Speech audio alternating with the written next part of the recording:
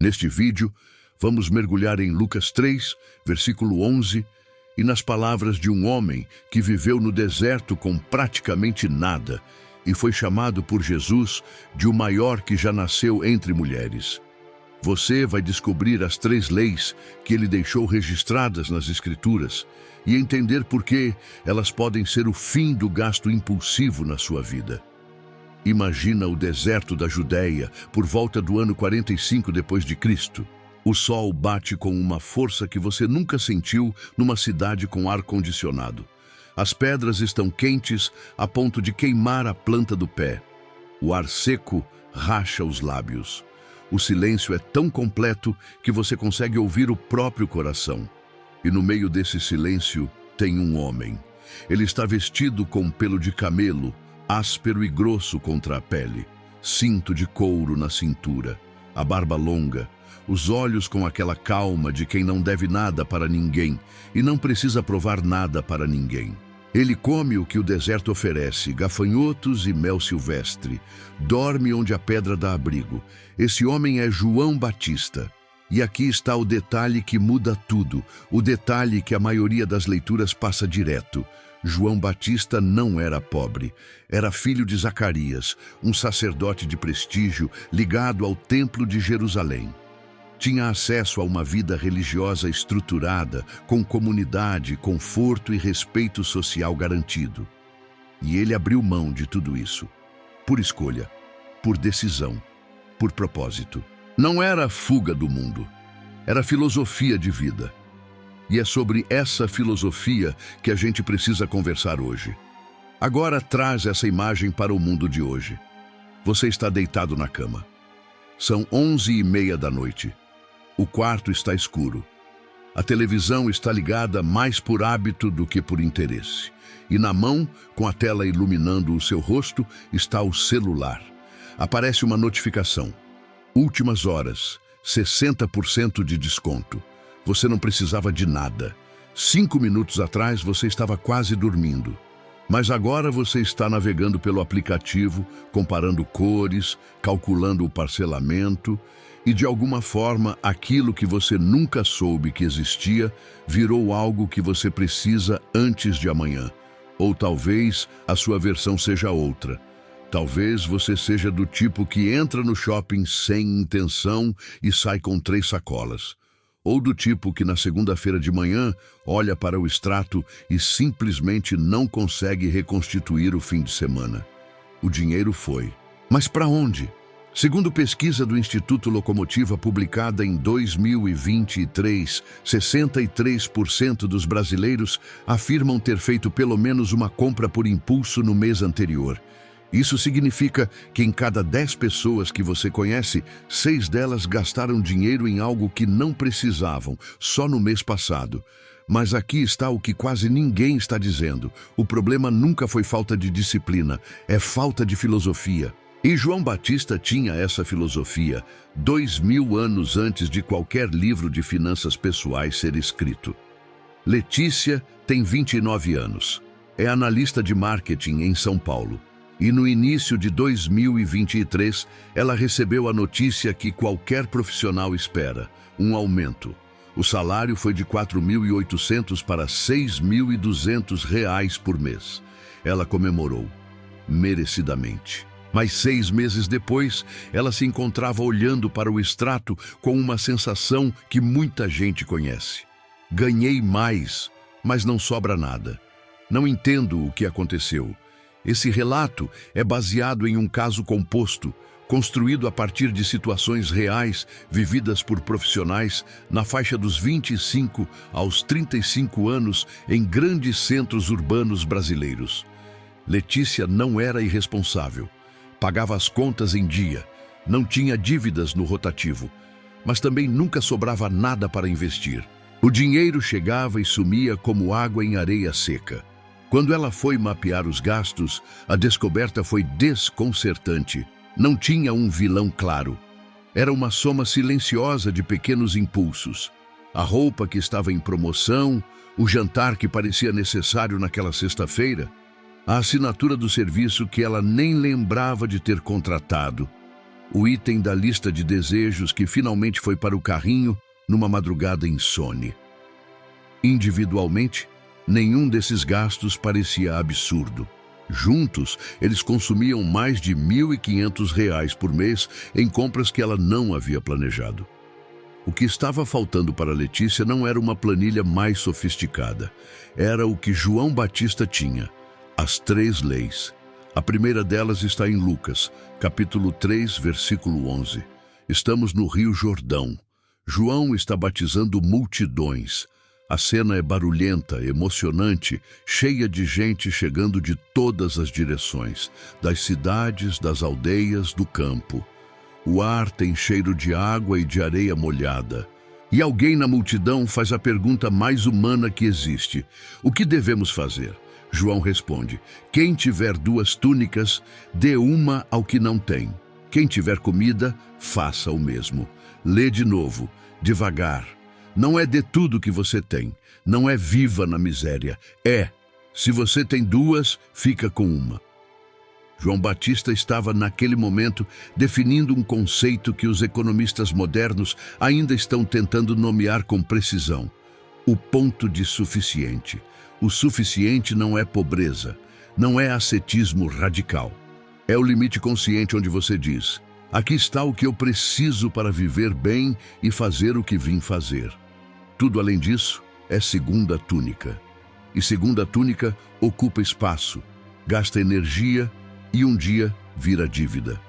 Para quem está chegando agora nesse tema, o gasto impulsivo não acontece porque você é fraco. Acontece porque você ainda não definiu onde está o seu suficiente. O cérebro humano, sem esse limite, opera no modo padrão. Mais é sempre melhor. É biológico. É o instinto de acúmulo que nos manteve vivos durante milênios de escassez real.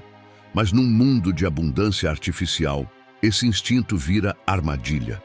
Para quem já tem mais experiência com finanças pessoais, o pesquisador americano Bill Perkins chama isso de ponto de suficiência no seu trabalho sobre otimização de experiências ao longo da vida. A ausência desse ponto, ele argumenta, leva as pessoas a acumular de forma ansiosa e a gastar de forma irracional ao mesmo tempo. 2 comportamentos contraditórios, alimentados pela mesma raiz. Não saber onde está o limite. Quando Letícia aplicou essa lei pela primeira vez, ela fez um exercício que parece simples, mas é revelador. Abriu o guarda-roupa e contou as peças de roupa. 72 peças. E depois perguntou a si mesma: quantas eu uso de verdade? A resposta foi 23, 49 segundas túnicas. E toda vez que aparecia uma promoção de roupas, ela comprava mais, porque nunca havia definido onde estava o suficiente. O guarda-roupa não era cheio de roupas, era cheio de decisões que ela nunca havia tomado. A primeira lei não exige que você largue tudo e vá para o deserto. Ela exige uma pergunta honesta: quantas segundas túnicas eu ainda estou carregando? A segunda lei vem de Isaías, capítulo 40, versículo 3. Séculos antes de João Batista sequer nascer, o profeta Isaías já havia escrito sobre ele: uma voz clama no deserto: preparai o caminho do Senhor, endireitai as suas veredas. João Batista acordava todo dia sabendo exatamente para o que estava ali. Não era uma suposição. Não era uma vaga sensação de tenho que fazer algo importante algum dia. Era uma clareza visceral de missão que orientava cada escolha, cada passo, cada refeição, cada amanhecer. E aqui está onde isso vira finanças pessoais. Quando você não sabe para onde está indo com o seu dinheiro, qualquer coisa parece uma boa parada no caminho. A pesquisadora Kathleen Voss, da Universidade de Minnesota, publicou um estudo que ficou conhecido na psicologia econômica pelo conceito de esgotamento de decisão. A ideia é esta: o cérebro humano tem uma capacidade limitada de tomar boas decisões ao longo do dia. Cada escolha que você faz, do café da manhã ao e-mail que você responde, consome um pouco dessa capacidade. E quando você chega ao final da tarde ou à madrugada, com o tanque cognitivo vazio, o cérebro busca o caminho mais fácil: gratificação imediata. É exatamente aí que as compras por impulso acontecem.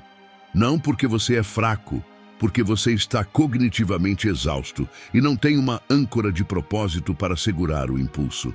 Mas quando você tem uma meta real, concreta, com nome e prazo e valor, o cérebro usa essa meta como filtro automático. O psicólogo Peter Gollwitzer chama isso de intenção de implementação. Quando você define um objetivo específico e o conecta a situações concretas, o cérebro cria uma resposta quase automática que reduz o esforço necessário para manter o comportamento. Em linguagem simples, uma meta boa não elimina o desejo de comprar. Ela cria uma fricção saudável entre o impulso e a ação. João Batista não precisava dessa pesquisa. Ele tinha algo mais antigo e mais poderoso. Uma razão de viver tão clara que qualquer excesso era tão óbvio quanto uma pedra no meio do caminho. Quando Letícia definiu a sua meta, não foi uma meta financeira vaga como quero economizar mais ou quero investir algum dia. Foi específica, a viagem com a mãe para Lisboa, em outubro de 2025, com cálculo real, R$ 700 por mês durante 16 meses. Na semana seguinte, ela estava no aplicativo de compras às 11 da noite. A notificação de 60% de desconto piscando na tela. E a pergunta veio automática, sem esforço, sem planilha, sem força de vontade forçada. Isso me leva para Lisboa ou me afasta de Lisboa? A resposta foi óbvia. Ela fechou o aplicativo. Não era disciplina de ferro, era propósito com endereço. Mas existe uma terceira lei, e essa talvez seja a mais difícil de todas, porque ela não fala sobre o que você tem. Não fala sobre para onde você vai, ela fala sobre quem você acha que é. João, capítulo 3, versículo 30. Um dos versículos mais curtos e mais densos de toda a Bíblia. É preciso que ele cresça e que eu diminua. O contexto é este. João Batista está no auge. Ele é o pregador do momento. Multidões vêm até ele. Os discípulos estão empolgados. E então, Jesus começa a ganhar mais seguidores do que João. Os discípulos de João ficam inquietos. Chegam até o mestre e dizem: Rabi, aquele que estava com você está batizando, e todos vão a ele. É uma das situações mais humanas de toda a Bíblia. É o momento em que qualquer um de nós olharia para o que construiu e diria: isso é meu, eu mereço esse reconhecimento, não posso deixar isso diminuir. E João Batista diz: é preciso que ele cresça e que eu diminua, não com resignação, com liberdade, porque João sabia quem era. E porque sabia quem era, não precisava do movimento, do prestígio, dos seguidores, do reconhecimento externo para se sentir inteiro. Agora, traz isso para o consumo. Grande parte do gasto impulsivo, talvez a maior parte, não tem nada a ver com necessidade. Tem a ver com o ego, com a versão de nós mesmos que queremos projetar para o mundo. O carro que não cabe no orçamento, mas que combina com quem eu sou. A bolsa que não vai melhorar a qualidade de vida, mas vai mudar o que as pessoas pensam. O apartamento maior do que o necessário, porque alguém da minha posição não pode morar em algo menor.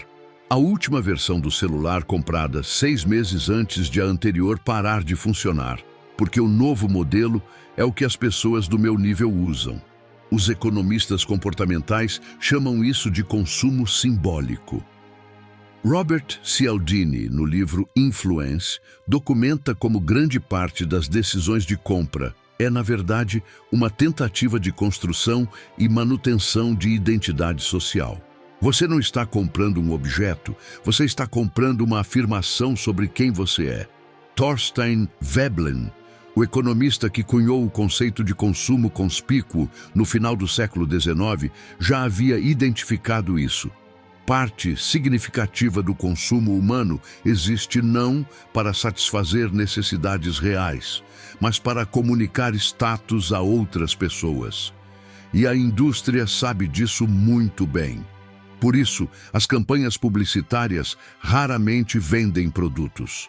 Elas vendem identidades. Você é o tipo de pessoa que usa isso. Pessoas como você escolhem aquilo. João Batista não tinha esse problema. Ele sabia quem era: filho de Deus, mensageiro, voz no deserto. Essa identidade não estava à venda, não precisava de reforço externo e não podia ser tirada por nenhuma promoção relâmpago. A terceira lei diz: deixa o ego encolher. Quando você sabe quem você é, de dentro para fora, você não precisa mais dos seus pertences para provar isso para ninguém. E quando o consumo para de ser identidade, ele vira ferramenta. Você compra o que precisa, quando precisa, porque precisa. Não para se sentir inteiro. Essa é a lei mais difícil porque ela não é uma técnica, é uma transformação. Mas ela também é a mais libertadora. Agora vamos juntar tudo numa prática real. As 3 leis de João Batista não são uma lista de privações. São 3 perguntas que você pode fazer antes de qualquer compra. Juntas, elas criam uma fricção saudável entre o impulso e o dinheiro, que vai enfraquecendo o gasto por impulso naturalmente, sem exigir força de vontade sobre-humana.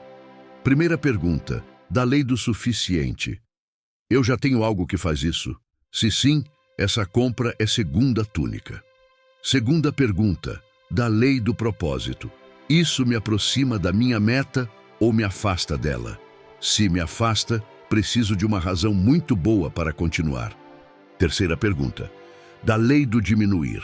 Estou comprando isso porque preciso ou porque quero que as pessoas me vejam de uma forma específica? Se é a segunda opção, talvez o problema não seja o produto. É o ego pedindo para ser alimentado. 3 perguntas. 30 segundos. Custam R$0. Letícia foi para Lisboa em outubro de 2025, com a mãe. Passagem comprada com antecedência, hotel reservado com pontos de milhas acumulados de forma estratégica ao longo dos meses. E com dinheiro disponível no bolso para gastar com experiências reais, não com impulsos virtuais. Não foi uma jornada sem tropeços. Houve noites em que o aplicativo estava aberto e o dedo pairava sobre o botão de comprar. Mas havia uma foto de Lisboa colada na tela do computador. E havia 3 perguntas que ela havia internalizado. E havia, no fundo de tudo, uma filosofia de 2000 anos que dizia: você não precisa provar quem você é por meio do que você tem.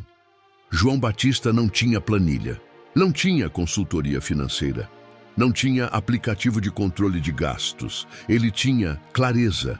E a clareza que ele tinha pode ser resumida em 3 leis que sobreviveram 2 milênios porque são verdadeiras em qualquer época, em qualquer cultura, em qualquer faixa de renda.